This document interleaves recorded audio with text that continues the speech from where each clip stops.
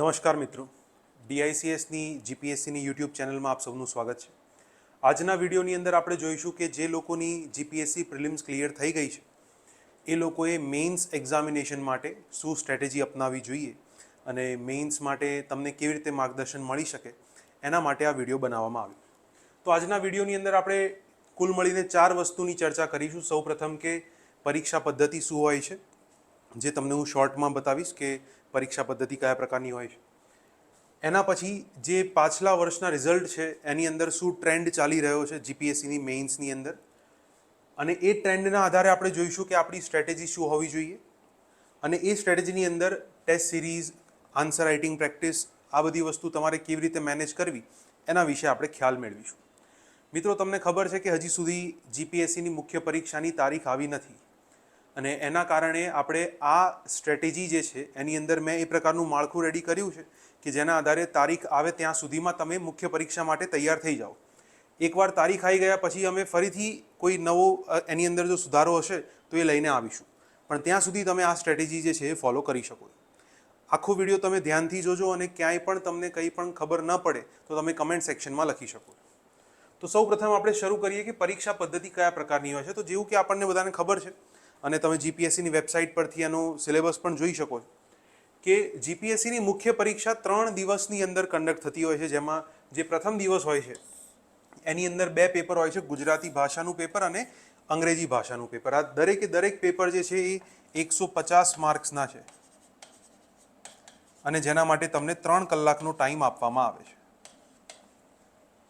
તો પહેલા દિવસે ગુજરાતી અને અંગ્રેજી ભાષાનું પેપર, બીજા દિવસની આપણે વાત કરીએ તો નિબંધ લેખનનું પેપર અને જીએસ પેપર 1 જનરલ સ્ટડીઝનું સામાન્ય અભ્યાસનું પ્રથમ પેપર। નિબંધ લેખનની અંદર આપણને ખબર છે કે 3 નિબંધ લખવાના હોય છે જીપીએસસીની અંદર। ત્રીજા દિવસની વાત કરીએ તો જીએસ પેપર 2 અને જીએસ પેપર 3, આમ કરીને 6 પેપર 3 દિવસની અંદર કન્ડક્ટ થતા હોય છે। અત્યાર સુધીનો ટ્રેન્ડ એવો છે કે 2 અઠવાડિયાની અંદર આ એક્ઝામ જે છે એ કન્ડક્ટ થતી હોય છે। આ જે પરીક્ષા પદ્ધતિ છે એની અંદર ટ્રેન્ડ શું ચાલી રહ્યો છે, તો આપણે અગર પાછલા વર્ષના રિઝલ્ટની સરખામણી કરીએ તો 2 વસ્તુ અહીંયાથી એક ક્લિયર થતી હોય છે કે જે ગુજરાતી, ઇંગ્લિશ અને નિબંધનું પેપર છે એમાં જેટલા ઉમેદવારોએ અત્યાર સુધી એક્ઝામ પાસ કરી છે એમના માર્ક્સમાં વિવિધતા વધુ જોવા મળે છે। કોઈકના માર્ક્સ બહુ વધારે છે, કોઈકના માર્ક્સ બહુ ઓછા છે। પેપરની અંદર પણ વિવિધતા જોવા મળે છે। ગુજરાતીના પેપરમાં કોઈને 50થી 70ની વચ્ચે માર્ક આવ્યા છે, કોઈને એનાથી વધારે માર્ક્સ આવ્યા છે। ઇંગ્લિશના પેપરમાં પણ વિવિધતા જોવા મળે છે, એસએના પેપરમાં પણ વિવિધતા જોવા મળે છે। એટલે આપણે જોઈ શકીએ કે આ 3 પ્રકારના જે પેપર છે આ પેપરની અંદર ઉમેદવારોના માર્ક્સ જે છે એમાં વિવિધતા છે, પરંતુ જે જીએસ 1, 2, 3ના પેપર છે એમાં જે સારા ઉમેદવારો છે કે જેમણે મહેનત કરીને બધા જ પ્રશ્નોના ઉત્તર સારી રીતે લખ્યા છે એમના માર્ક્સ એકંદરે સમાન જોવા મળે છે। તો ટ્રેન્ડના આધારે આપણને એ ખબર પડી ગઈ કે પહેલા 3 પેપર જે છે એ સ્કોરિંગ પેપર છે, જ્યારે બાકીના 3 પેપર છે એ એમાં એવરેજ માર્ક્સ તમે લાવી શકો છો। જો મારો કહેવાનો મતલબ એ બિલકુલ નથી કે આ પેપરમાં તમે મહેનત ના કરો, આ પેપરમાં મહેનત તો કરવી જ પડશે, પણ તમે જેટલા પ્રયાસો આ પેપરમાં લગાવશો એની સામે તમને જેટલા માર્ક્સ મળવા જોઈએ એના કરતાં પ્રથમ 3 પેપરની અંદર તમે જેટલા પ્રયાસ લગાવશો એની સામે તમને માર્ક્સ વધુ મળી શકે છે। મતલબ કે જીપીએસસીની મુખ્ય પરીક્ષા ક્લિયર કરવા માટે પ્રથમ 3 પેપરોની અંદર મહેનત કરવી વધુ જરૂરી છે કમ્પેર ટુ બાકીના 3 પેપરો। તો આ ટ્રેન્ડના આધારે, આ જે ટ્રેન્ડ છે એની પાછળનું કારણ શું છે? ઘણા લોકો કહેતા હોય છે કે જીપીએસસીની માર્કિંગ પેટર્ન એવી છે। નો ડાઉટ આપણે કહી શકીએ કે માર્કિંગ પેટર્ન શું છે આપણા હાથમાં નથી, પરંતુ આ જે ટ્રેન્ડ છે એની પાછળ અમુક ઠોસ કારણો છે। એ કારણો વિશે અગર આપણે જોઈએ તો આ પ્રકારના જે પેપરો છે એને આપણે 2 પ્રકારના પેપરોમાં વિભાજિત કરી શકીએ કે પહેલા 3 પ્રશ્નપત્રો જે છે એ વ્યક્તિલક્ષી પ્રશ્નપત્રો છે, મતલબ કે જેને આપણે ઇંગ્લિશમાં સબ્જેક્ટિવ કહીએ છીએ, અને જે બાકીના 3 પેપરો છે સામાન્ય અભ્યાસના એ વસ્તુલક્ષી પ્રશ્નપત્રો છે, જેને આપણે ઇંગ્લિશમાં ઓબ્જેક્ટિવ કહીએ છીએ। હવે ઓબ્જેક્ટિવ અને સબ્જેક્ટિવનો મતલબ શું છે એ તમે સમજો। ફોર એક્ઝામ્પલ કે આ પેન છે, આ એક પ્રકારની વસ્તુ છે। હવે કોઈ પણ વિડીયો દેખનારો વ્યક્તિ હોય એને હું પૂછું કે આ પેન છે કે નહીં, તો એ કોઈ ના નહીં પાડે કે ભાઈ આ પેન છે, પણ હું બધાને એમ પૂછું કે આ પેન કેવી છે, તો વ્યક્તિથી વ્યક્તિ દરેકનો અભિપ્રાય જે છે અલગ હશે. કોઈ કહેશે કે ના સર આ પેન સારી નથી, કોઈ કહેશે સર પેન સારી છે. કહેવાનો મતલબ એ કે જ્યારે કોઈ વસ્તુ એક જ અભિપ્રાયની અંદર સંકળાયેલી છે કે જેમાં કોઈના અભિપ્રાયની જરૂર નથી, એને આપણે કહીએ છીએ વસ્તુલક્ષી પ્રશ્નપત્રો. પરંતુ જેમાં લોકોના અભિપ્રાયોમાં વિવિધતા જોવા મળે છે એને આપણે કહીએ છીએ વ્યક્તિલક્ષી પ્રશ્નપત્રો. તો સિમ્પલ એવું સમજી લો કે આ જે પ્રશ્નપત્રો છે જેની અંદર ગુજરાતી, ઇંગ્લિશ અને નિબંધ, આ ત્રણેય પ્રશ્નપત્રોની અંદર જે ઉમેદવારોએ જવાબ લખેલા છે એ જવાબમાં વિવિધતા જોવા મળે છે. પરંતુ જે સામાન્ય અભ્યાસના પેપરો છે એની અંદર ઉમેદવારોએ લખેલા જવાબોમાં વિવિધતા ઓછી જોવા મળે છે. હું એવું નહીં કહું કે વિવિધતા જોવા મળતી નથી, પરંતુ ઓછી જોવા મળે છે. એની પાછળના કારણો છે, 3 કારણો છે. કે અગર આપણે પ્રશ્નનો પ્રકાર જોઈએ તો પહેલા 3 પેપરોની અંદર પ્રશ્નના પ્રકારો જે છે એમાં વિવિધતા જોવા મળે છે. ગુજરાતી, ઇંગ્લિશ અને નિબંધ, આની અંદર તમને જે પ્રશ્નો પૂછાય છે એમાં પ્રીવિયસ યરના પ્રશ્નોનું રિપીટેશન જોવા નહીં મળે. જે પ્રશ્નનો વિષય છે એ વિષય દર સાલ કંઈક અલગ વિષય લઈને આવે છે. પરંતુ એ જ જગ્યાએ જો તમે સામાન્ય અભ્યાસના પેપર જોશો તો એમાં તમને પ્રશ્નોની અંદર રિપીટેશન જોવા મળી શકે છે, ટોપિકનું રિપીટેશન જોવા મળી શકે છે. બની શકે કે જીપીએસસીએ એક વર્ષની અંદર સિંધુ ખીણની સભ્યતામાંથી કોઈ પ્રશ્ન પૂછ્યો, બીજા વર્ષે એ જ ટોપિક રિપીટ કરવામાં આવી શકે છે મુખ્ય પરીક્ષામાં, જીએસ પેપર 1માં. તો અહીંયા જે પ્રશ્નના પ્રકારો છે કેવા છે? પુસ્તક આધારિત છે. તો જે જીએસ પેપર 1-2ના ક્વેશ્ચન્સ છે એ તમને ક્યાંક ને ક્યાંક કોઈ પુસ્તકમાં જોવા મળશે, પરંતુ જે ગુજરાતી, ઇંગ્લિશ અને એસેના પેપરના પ્રશ્નો જે છે એમાં તમને વિવિધતા જોવા મળશે. એ વિષય તમને એઝ ઇટ ઇઝ કોઈ પુસ્તકમાં જોવા નહીં મળે. એટલે પહેલો ફરક અહીંયા છે. અને જો પુસ્તક આધારિત પ્રશ્નો હશે તો સીધી વસ્તુ છે કે જેટલા બી ઉમેદવારો મુખ્ય પરીક્ષા આપવા જાય છે એ બધા એક જ પુસ્તક વાંચીને જાય છે, તો બધાના આન્સર ઓલમોસ્ટ સેમ જ હશે. પરંતુ અહીંયા એવા કોઈ પ્રશ્નો છે જ નહીં કે જે કોઈ પુસ્તકમાંથી પૂછ્યા હોય.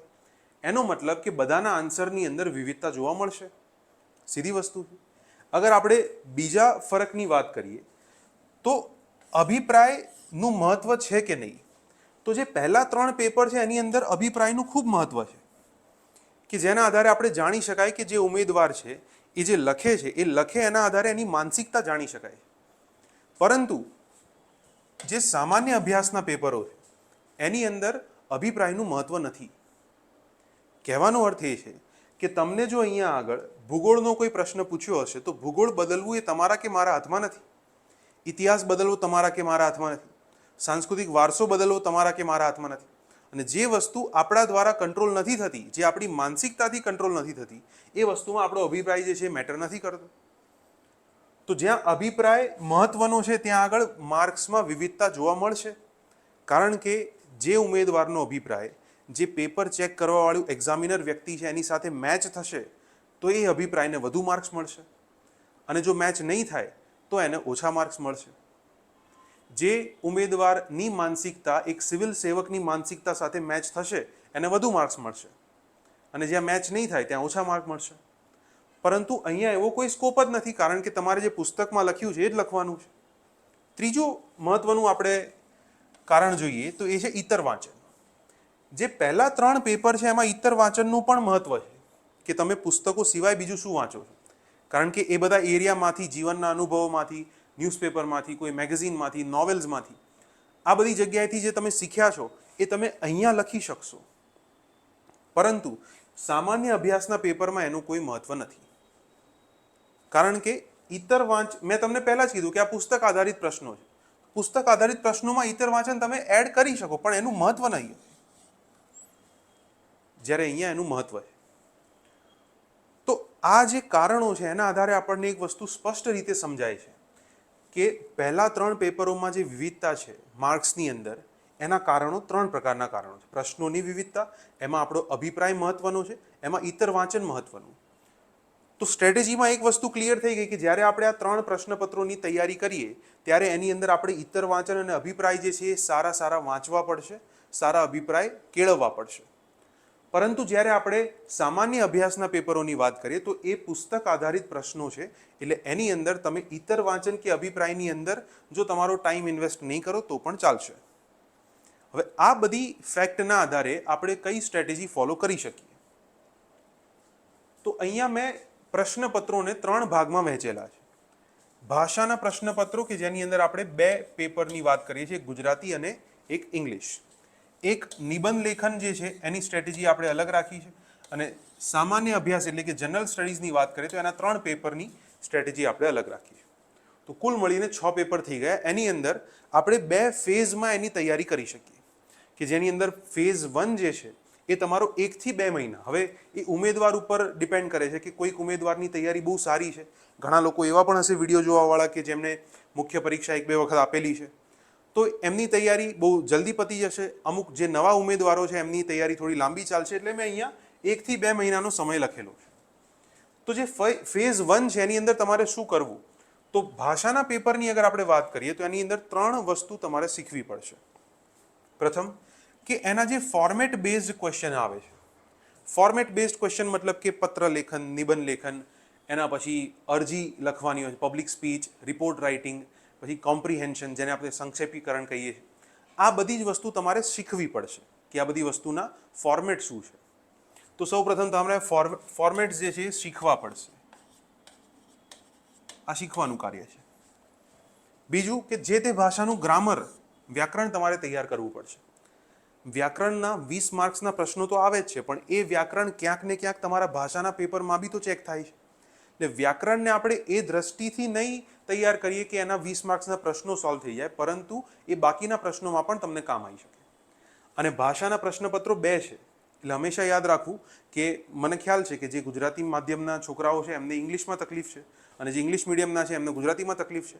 તો તમારી જે ઓપોઝિટ લેંગ્વેજ છે જેની અંદર તમને થોડી ઘણી તકલીફ છે, એ લેંગ્વેજને તમારે અહીંયા શીખવાની જરૂર છે, એનું વ્યાકરણ શીખવાની જરૂર છે. અને બીજી એક એક્સરસાઇઝ જે હું તમને રેકમેન્ડ કરીશ કે તમે સંક્ષેપ્તીકરણ, જેને આપણે ઇંગ્લિશમાં પ્રેસી રાઇટિંગ કહીએ છીએ, એની થોડી ઘણી તમે પ્રેક્ટિસ કરતા જાઓ. કેવી રીતે કરવી? કોઈ પણ એક ગુજરાતી ન્યૂઝપેપર જેમનું ઇંગ્લિશ વીક છે અથવા તો જેમનું ગુજરાતી વીક છે, બંને કોઈ પણ ઓપોઝિટ ન્યૂઝપેપર લઈ શકો છો. કોઈ પણ એક ન્યૂઝપેપરનો કોઈ મોટો પેરેગ્રાફ, એને તમે સંક્ષેપીકરણ કરો, એનું ગુજરાતીનું પણ કરો અને અંગ્રેજીનું પણ કરો. એનું સંક્ષેપીકરણ મતલબ કે એનું પ્રેસી રાઇટિંગ લખીને, આજકાલ તો બહુ બધા ટૂલ્સ અવેલેબલ છે, જેમ કે ઇંગ્લિશ માટે ગ્રામરલી કરીને ઓનલાઈન ટૂલ અવેલેબલ છે, ચેટ જીપીટી તમારી જોડે અવેલેબલ છે. તો એની અંદર તમે એ તમારો જે પેરેગ્રાફ લખેલો છે એ અપલોડ કરી દો, અને એમાં જ કમાન્ડ આપી દો કે આ ફકરાની અંદર શું ભૂલ છે તમે શોધીને બતાવો. ઇઝીલી તમને ચેટ જીપીટી એની અંદર કહેવાય કે અડધી મિનિટની અંદર જેટલી પણ ભૂલો હશે બધી જ કહી દેશે. એના આધારે તમને ખ્યાલ આવી જશે કે મારે કઈ રીતે મારું ગ્રામર ઇમ્પ્રૂવ કરવાની જરૂર છે, અને ઓટોમેટિકલી ભાષા ઉપર તમારો જે પ્રભાવ છે એ વધતો જશે. તો સંક્ષેપીકરણની એક્સરસાઇઝ કરવી બહુ જરૂરી છે, અને એ તમે કોઈ પણ ઓનલાઈન ટૂલના માધ્યમથી કરી શકો. ફેઝ 1ની અંદર પ્રથમ 1 થી 2 મહિના સુધી ભાષા બાબતે તમે આટલા કાર્યો કરી શકો. સાથે સાથે નિબંધ લેખનની અગર આપણે વાત કરીએ તો નિબંધ લેખનના પ્રશ્નપત્રની અંદર 3 નિબંધ લખવાના હોય છે. 3 સેક્શન આપેલા હોય છે. એક સેક્શનની અંદર 3 નિબંધની ચોઇસ આપવામાં આવે, એમાંથી તમારે એક લખવાનો હોય. તો સેક્શન એ, એમાં 3 એસેના ટોપિક આપ્યા છે, એમાંથી એક લખવાનો. સેક્શન બી, એમાં 3માંથી એક લખવાનો. સેક્શન સી, એમાં પણ 3માંથી એક લખવાનો. તો કુલ મળીને તમારે 3 એસે લખવાના છે 3 કલાકના પેપરમાં. તો આપણે એવું કહી શકીએ કે એક નિબંધ માટે આપણને 1 કલાક મળે છે. હવે એ 1 કલાકનો ઉપયોગ કેવી રીતે કરવો? તો એ 1 કલાકની અંદર પ્રથમ 15 થી 20 મિનિટ કોઈ પણ ઉમેદવારે ફક્ત એનું માળખું તૈયાર કરવું. માળખાનો મતલબ શું છે કે તમે અગર 8 પેજનો નિબંધ લખવા જઈ રહ્યા છો, તો તમને ખ્યાલ હોવો જોઈએ કે શરૂઆત તમે ક્યાંથી કરશો, એના પછી કયા કયા ડાયમેન્શન્સ તમે તમારા નિબંધની અંદર કવર કરવાના છો, કયા કયા એના પાસાઓ છે એ વિષયના કે જે તમે એની અંદર રજૂ કરવાના છો, એ બધું જ તમારે પહેલેથી એક માળખામાં રેડી કરવું પડશે ડિટેલમાં, અને પછી એના આધારે તમે આખો નિબંધ જે છે લખી શકો. તો માની લો કે શિક્ષણ વ્યવસ્થા ઉપર કોઈ નિબંધ પૂછાયો છે, તો શિક્ષણ વ્યવસ્થાની પ્રસ્તાવના શું હોઈ શકે, શિક્ષણ વ્યવસ્થાની અંદર સમસ્યાઓ કઈ હોઈ શકે, શિક્ષણ વ્યવસ્થા માટે સરકારે કયા કયા સ્ટેપ્સ લીધા છે, શિક્ષણ વ્યવસ્થાની ભારતમાં શરૂઆત ક્યાંથી થઈ અને અત્યારે એની પરિસ્થિતિ શું છે, તમે એક સિવિલ સેવક તરીકે શિક્ષણ વ્યવસ્થા માટે શું કરી શકો. આ બધા જ પાસાઓ તમારે એક્સપ્લોર કરીને તમારું એક માળખું રેડી કરવું પડશે રફ પેજમાં. અને એના આધારે તમે આખો નિબંધ લખશો. તો જેટલું તમારું માળખું સારી રીતે તૈયાર કરેલું હશે એટલો જ તમે સારો નિબંધ લખી શકશો. મતલબ કે તમારે માળખું બનાવવાની પ્રેક્ટિસ અત્યારથી શરૂ કરી દેવી પડશે. તો મારા હિસાબે તમે વીકમાં 6 થી 7 માળખા રેડી કરી શકો. મતલબ ડેલી એક નિબંધનું માળખું રેડી કરી અને આખો નિબંધ લખવાની વાત કરીએ તો વીકની અંદર અત્યારે 2 નિબંધથી શરૂ કરશો તો એટલું ઇનફ છે. તો નિબંધ લેખન બાબતે તમે માળખાની પ્રેક્ટિસ શરૂ કરી દો. ડેલી એક માળખું તો તમારે બનાવવું જ પડશે. એની સાથે સાથે વીકમાં 2 આખા એસે લખવાની પ્રેક્ટિસ તમારે રાખવી પડશે.